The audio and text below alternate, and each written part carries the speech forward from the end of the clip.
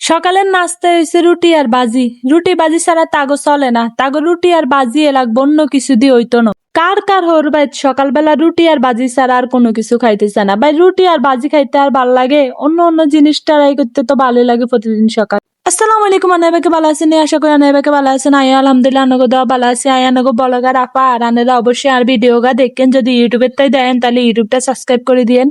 অবশ্যই like comment দিয়ে পাশে থাকবেন। আর সকাল সকাল উঠিয়ে যার কাম হইছে রুটি আর বাজি বানান। তো আই প্রথমে পেঁয়াজ দিছি, পেঁয়াজের লাল লাল করে দিয়ে দিছি আনে রসুন বাটা, হলদের গুঁই, লবণ, মরিচ, টমেটো সবকিছু দিয়া ভালো মতন একটু কষাই লেছিল। এবার হেগিনের মধ্যে দিয়ে দিছি আলু গিট। যেহেতু আই তেলের মধ্যে বাজি করে মেলাই আই তেলের উপরে দিতেছি, যেন ভালো মতন লাড়াচাড়া করে দিতেছি, যেন না লাগে, লাগলেই তো গেছ।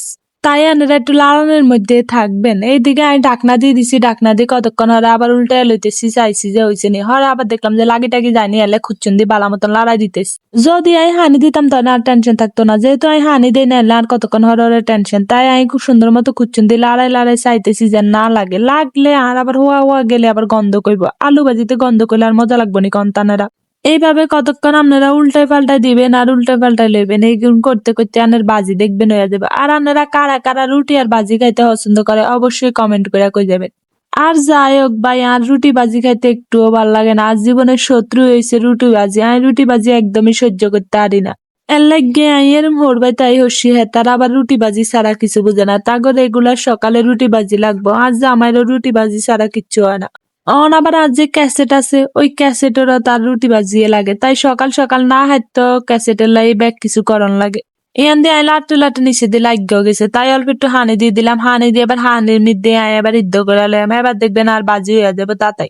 একটু লড়াই দিলাম, লড়াই দিয়ে যেন নিচের গিনো আর না লাগে, এলে গন্ধ যেন না কথা একটু লড়াই দিলাম। আমি আরো একটু সামান্য পরিমাণ হানি দিয়ে দিস, সামান্য পরিমাণ হানি দিয়ে দিছি ঢাকনা। ঢাকনা দিয়ে আবার উল্টে পাল্টা দিতেছি, আবার উল্টে পাল্টা দিব, উল্টে পাল্টাই দিতে দিতে দেখবেন যে আর কতক্ষণ হয়ে যাবে। আর অনেকেই হয়তো বা গোড়া গোড়া খাইতে ভাল লাগে, আত্মা আবার এনে ভাল লাগে না, তাই আমি আলুর দুটো ছোট ছোট করে কাটটা দেই, আবার এনে ভাঙ্গিয়া দিই, যেন ভাঙ্গি দিলে মিশা যায়, মনে হয় যে আলু ভাজি মিশি গেছে।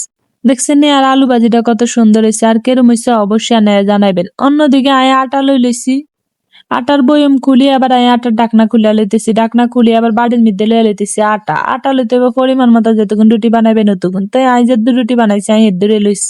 গরম হানি বানাই লইছি, গরম হানি দিয়ে আর ডোটা বানাই লইছি। ডো বানাইলে এবার আমি ভালো মতন টাইসটা হুয়ে লইতেছি, যেহেতু আমরা টাইস দিয়ে বানাইতে আর আবার রুটি খোলা লাগে না, টাইসের মধ্যে সবসময় বানাই। ভাই থাক আনেরা আর রুটির দিকে চাইয়েন নাই, জীবনে যাই করি রুটি গোল করতে হারি না। দেখছেন আর রুটি কিনা তেরা বেকা। ভাই এর না মানচিত্র বানাইতো আপনার ভাগ্য লাগে, থুকু ভাগ্য না গুণ লাগে। এরকম মানচিত্র কয়জনে বানাইতে পারে? ব্যাগে তো গোলে বানাইতে পারে, আয় নাহলে একটু মানচিত্র বানাইলাম। তো অনলাইনের না মানচিত্র বানাইতো তার না একটা গুণ থান লাগবো, আমার মতো না গুণই হইতে হইব না।